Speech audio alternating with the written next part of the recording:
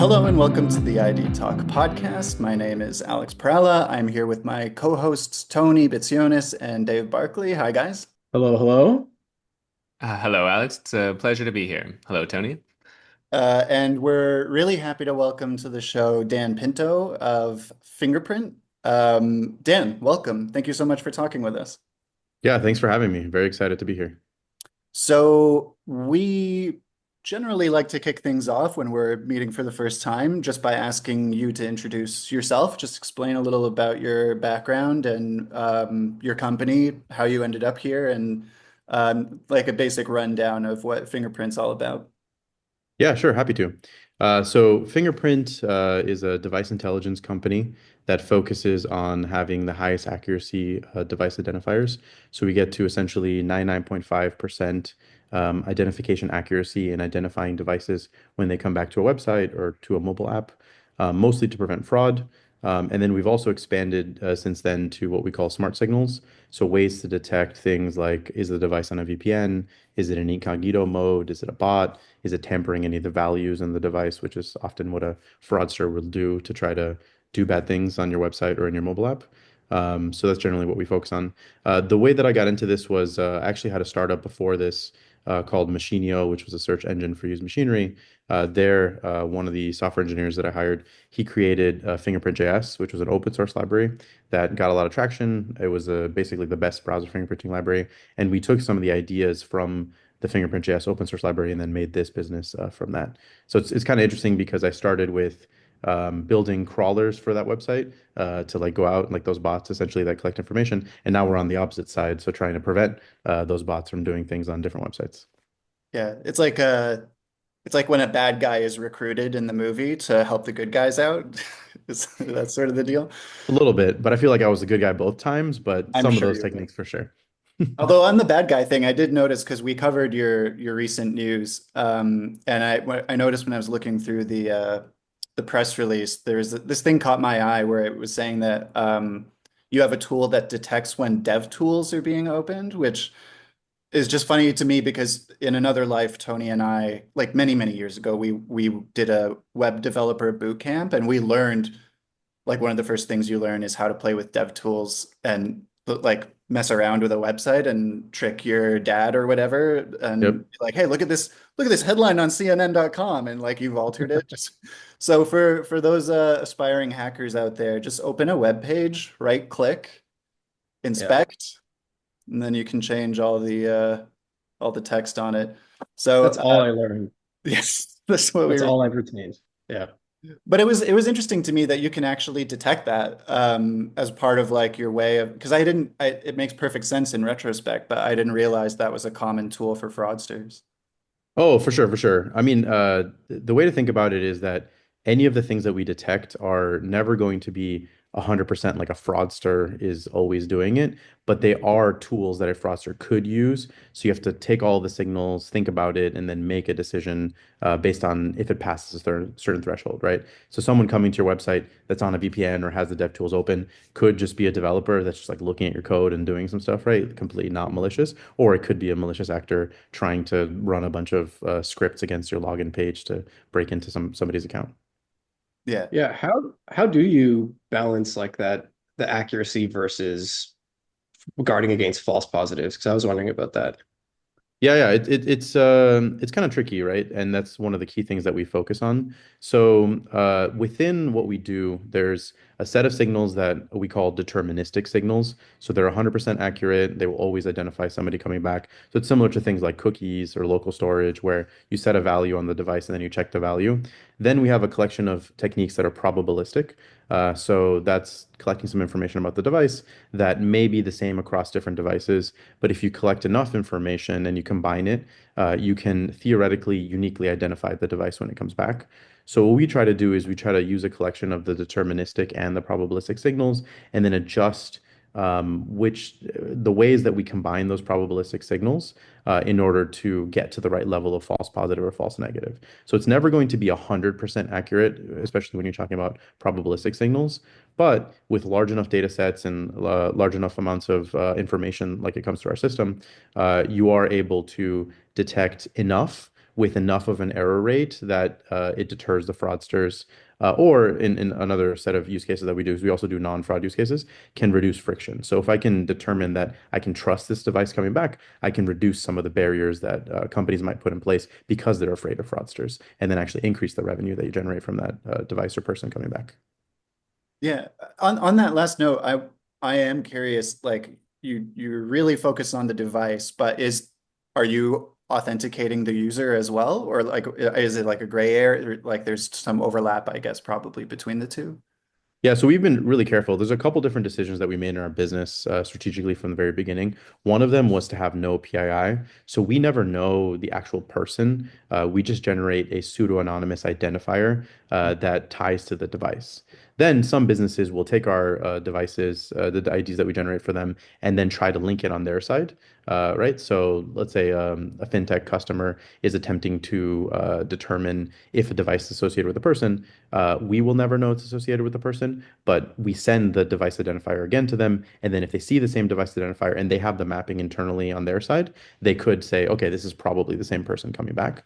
But because of GDPR and all the compliance things that we're trying to make sure that we stay very, very clean on, and also to help make it easier for customers to adopt our technology by not touching the PII, we purposely don't do anything on the PII side.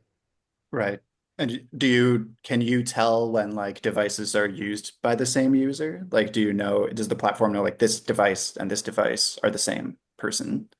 So no, we can't because we never know the Yeah. person, right? So all we can say is this device came back some number of times, right? Or we could potentially make some linkages between like these two different devices have the same IP address or something. But as you know, it's easy to change your IP address. Could be an LTE network, so we can't use that as like a really good way to link it together. But yeah, we never even try to solve that problem. Our problems are trying to prevent fraud and trying to re-identify those devices to help prevent fraud mostly. And is it mostly like you're targeting, well, you said there's non-fraud stuff, but I guess like first of all, is it enterprise or are you like going for, online merchants or like everybody who are you serving with this? Yeah, it's a good question. So generally, if you focus on like workforce, like employees using devices, it's pretty safe. Like you can just lock it down significantly. Your employees are fine jumping through hoops and putting in two-factor codes every single time they log in and whatever. But for consumer situations, usually there's a balance between the fraud and the friction, where you don't want to put too much friction because somebody might not be as motivated to buy your product or be willing to go find their phone to put in a two-factor code, in which case you could use something like us to both reduce the fraud in those scenarios where you wouldn't need those kinds of barriers, or reduce those barriers if you do feel like you generally need those barriers, since we can identify the returning device and add some trust factors associated with it, right? So generally, most of the value that we provide to our customers is going to be more on the consumer side, since that's where you're going to want to balance between that fraud and friction. Mhm. Um, I'm sorry if you mentioned this already, but when were you founded? Because I feel like you guys have come out of nowhere. You had like a huge Series C, it seemed like just a couple years ago. Like growth, your most recent news was about like pretty impressive growth stats. So I'm just curious, like what has that trajectory been like? Yeah, so part of it was that we started with an open source library pre-business. So the initial open source library was launched in 2012, before me and my co-founder were working together in my previous startup. And that kind of just grew in the background. It was more of like a hobby project for him, but thousands of websites started using it. So once we actually launched the business, there was a lot of halo effect that happened as a result of that, and helped us accelerate our growth significantly. Another thing, though, that's really helped with our growth rate is that we focus very, very tightly on being just an API business. So it makes it much easier for businesses to adopt, and also reduces the complexity of the work that we need to do, since we can focus on being really, really good at a narrower thing that creates more value. So we've been able to get into much larger enterprises based on the age of the business. So we started the business in 2019, so not that many years, because of that API focus, right? So we focus purely on signals. You consume the signals via API. And that means that it can get into the enterprise much more quickly and create value for the business than a more typical business where you need to figure out, how are you going to present the dashboards, and is it enterprise ready? Will it integrate with the enterprise technology? Because we designed it API, like I said from the very beginning, it helped really accelerate our growth rate. Did Did you see a COVID bump as well? Because that was like a common story we were seeing. It's like once everything went digital, there was a huge demand for identity verification. I assume the same applies to like device verification. Yeah, definitely. There was one. We were not that big as a business yet during COVID. That was around the time that we raised our first round of funding. But there was definitely a bump. The biggest bump actually for us has been, interestingly, when Apple tried to make tracking much harder online. Hmm. So what we saw is that a lot of things that they did to try to improve privacy actually makes fraud easier as well. And it made a lot of businesses need to figure out new ways to prevent fraud. So before, like Safari ITP, for example, you could use third-party cookies to continue tracking people on your iOS Safari device. After that, it significantly reduced the lifetimes.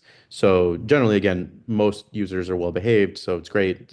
We're very pro privacy as well, but it allows an opening for fraudsters to be able to do things that they weren't able to do before. So the businesses need to come up with new methods to be able to detect the fraud as it's happening. And it also made it much harder to do it in-house. So you needed to go with a specialized solution, and that's where we came in. So we have very specialized techniques. We have things that only work on Safari, and it's helped us basically overcome two challenges that's common for a lot of businesses. One is the legacy solution. So the legacy solutions don't work that well, so that helps us.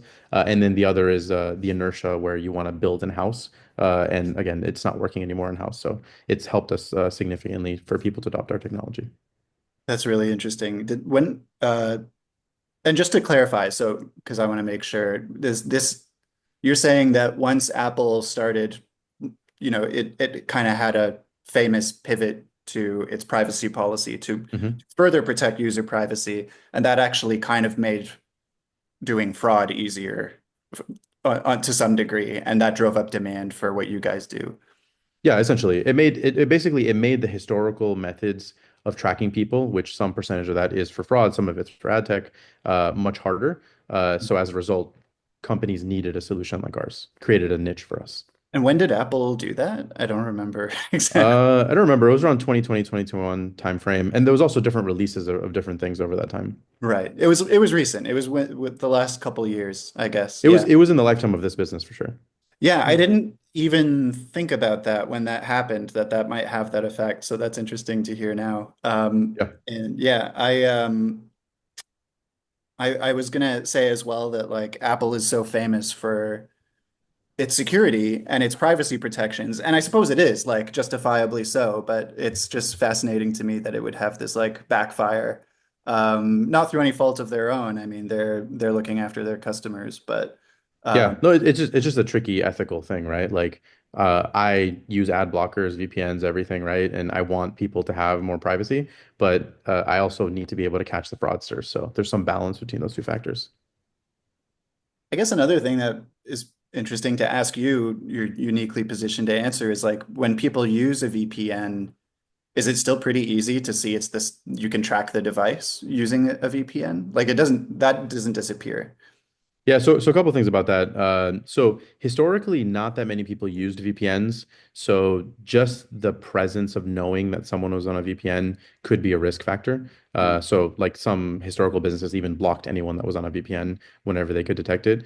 Then VPN businesses tried to make it harder to detect the VPNs, and there's a bunch of different protocols that you can use to try to hide your IP address, including like, for example, Apple offers Safari private relay and it allows you to change the IP address essentially every single request that you make. Um, so for us, the problem is twofold.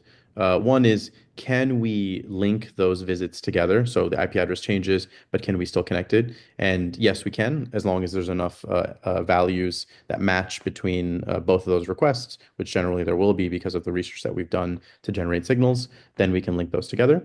And then the second one, which is maybe even more important, is it a risk factor, right? Because the whole goal of why we want to identify people online is to prevent fraud. And so generally for iCloud Private Relay, it's not a risk factor. Most of the people on iCloud Private Relay are going to be regular users that just are, privacy advocates turned it on, right? So then Mhm. you need to look at other factors. But if you're using other VPNs, it might be more of a risk factor. So what we do is we just provide all of those signals to the business. So we tell them, is it an iCloud private relay? Is it on a VPN? Is it a residential proxy, which is another type of method? So residential proxies are essentially you can through several different techniques have an IP address that is looks like it's a random house somewhere in the United States, right? Mhm. Based on there's a couple different ways you can get it, but either way, we detect that separately and then we provide that as one of the smart signals, and then you can make a determination for yourself of are any of these things enough for you to take an action on that visitor, right? So you might say, iCloud private relay is not a risk factor, so I'm just going to allow everyone coming in from that. Generally makes sense, but anyone using like a residential proxy, that is a risk factor because that is not something that regular people will go for. Usually, you have to buy that on special websites, and it's usually like to crawl websites or do something bad. So anyway, it just really depends on what you're trying to solve. So we just take the approach of we provide you the best signals, consume them how you want, and adjust it based on the risk factors that make sense for your business. Yeah, like a risk threshold, I guess. Yeah, Setting that up. essentially. Yeah. Like another thing as well is that since we offer a wide variety of signals, you can pick and choose how to combine those signals to make a determination. So it might be that it's it has a VPN and it tampered a value and that's enough, or just tampered a value, no VPN might be enough. So you can just again make those decisions. I'm really relieved personally to hear that most VPN users are just like not criminals, and that's what you're advising people, because I do use a VPN just to watch sports that aren't streaming in my region. So huge relief for me. I don't know about you, Tony or Dave, but that's like I just assume it's everybody who wants to watch Netflix in a country that they don't live in. And also for me, it was to watch football, soccer in the UK on certain days. But uh, Mhm. there are those criminals out there who are watching Netflix and soccer, but also committing crimes, I don't know. You presumably. guys sound like monsters to me. Sports loving monsters. um, Typical. But Dan, a lot of the companies that we talk to are often more mature because the biometrics industry is historically where our publication is focused. Less so now, but it's a relatively mature industry, even though it doesn't feel like that. But so I'm curious to talk to you as like you're in a startup. You did a Series C, I think is the most recent. So Yeah. you're coming up quickly. I'm curious to know what it's like to actually go through these funding rounds and like talk to potential investors and what is the understanding of fraud among like that crowd? Is it like sophisticated? Is it something that they're becoming more aware of? Do you have to do a lot of education about it? Yeah, no, it's an interesting set of problems, and especially interesting for me because that's like one of the core parts of my job is getting funding for the business as we continue to grow. And it's essentially just pattern matching, right? So you have to find a set of investors that are looking for a certain type of thing, and then present yourself as that type of thing. So for us in the very beginning, we were very focused on the open source aspect of our business. So we looked for open source friendly investors, ones that had invested in previous open source businesses, had seen success from that, and then it would be easier to tell them the story. So it was less about the fraud side, but more about how us coming in with this new open source approach, and then also the PLG API focus, would create a new market or expand much faster than like a typical business would. And it was pretty straightforward to convince them of that. Then, as we kept maturing through the stages, so like in the beginning, it's more like here's a prototype and a little bit of revenue, and here's why it's going to be so much revenue. As you keep progressing through the stages, it's more about reaching the milestones that they expect for each of those stages. And we got incredibly lucky in that several of the rounds of funding, other than the most recent one, were during some of the best times to fundraise in human history. So like the expectation was much lower, and the amount of proof that you needed was much lower, and the amount of funding and revenue multiples and everything were really high. So it made the problem much easier. But the thing that made it the easiest was that we just were growing really, really quickly during that time period. So it was great to see that the business decisions that we made, essentially like leaning into the compliance, being API first and focusing on the signals, led to such good adoption that it allowed us to get the amounts of funding and valuations and everything that we deserved at that time. Okay, I'm also curious, like the other day we were talking to somebody from Frost and Sullivan, a friend of ours, who is an analyst, and she just got back from RSAC and was talking about how the big theme there was agentic AI was like a huge concern. So I'm curious, like, how are you addressing that? I think that's probably a threat that's coming at us fast. So like, are you like coming up with new signals, or what's your strategy there? Yeah, yeah. No, that one actually is personally interesting for me. So we recently had a customer advisory board where we invited our biggest customers and gave some presentations, and one of the presentations was about that and what we're doing. And what we showed was we did two tests essentially to show how powerful it was. So first, my co-founder tried to use an agentic AI to create an account on our website, build a full prototype, and then fully integrate it, and it worked perfectly, like with just typing the prompts. And then the next test we did was, could we take an average employee in the company? So we took someone from BizOps and had them do the same thing, and they were able to do the whole thing. So no technical skill at all, and they were able to build the whole thing. So that just gives you a sense that that's going to be the next wave of what's going to happen. There's going to be a lot more interaction with websites through the agentic AI, where before the barrier was like, oh, it's too complicated, like you need to be a developer or something like that, right? Now that is removed completely, and you just need to be able to put in those prompts. So that means that both normal use is going to go up to many of these websites through the PLG channels, and also fraudulent use is going to go up because it's going to look very legitimate through these AI. And the thing that I usually tell people is that it would be a mistake to try to limit those and like block them like you might deal with bots. You need to figure out how to gatekeep them essentially. So that's where we will help with our businesses. So we'll be able to identify those agents as they're coming to the website, and then you can decide what to do with them. Either, charge them a different plan because it's an agent, limit them in some capacity, or just allow them to behave as they normally would, and then worry about the good and bad actions that they might do on the other side. So that's essentially how we're approaching it. We already have some of those signals, but it's not packaged yet. It'll be public soon, where we'll be able to tell you which agent is it, where is it coming from, and other characteristics associated with it, so that you can decide what to do for your business. Okay, cool. I'm glad you're on top of that. It would have been quite interesting if you'd been like, actually, we're not worried, but no, Never heard of it. yeah, that's good to hear. And I know we're running out of time really soon, but and I think I know what the answer to this is, but I have to ask just because like you said, you got a narrow focus on device authentication basically, and it's a very smart approach. It avoids privacy issues.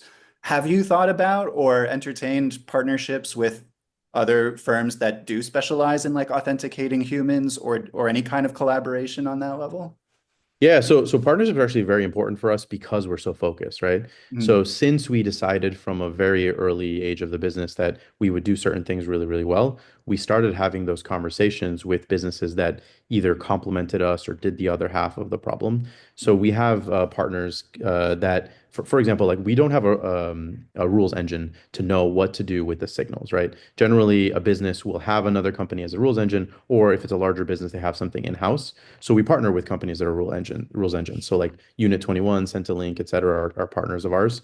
And we have first class integrations with them for a business to be able to connect with them, receive the signals from us, and then process it through their system, right? Similarly, we don't block or prevent like bots or humans from coming to your website. So we partner with CDN companies like Cloudflare and Akamai that can do the other half of that problem.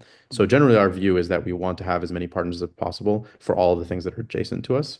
And we've made our system also to work well with those other companies. okay, cool.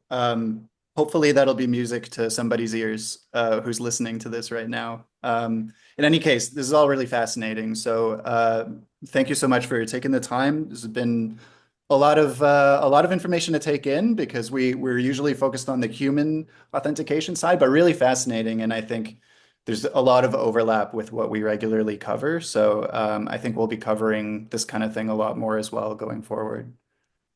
Sounds great. Thanks for having me. All right, thanks, Thanks, Dan. Dan. Thanks a lot, Dan.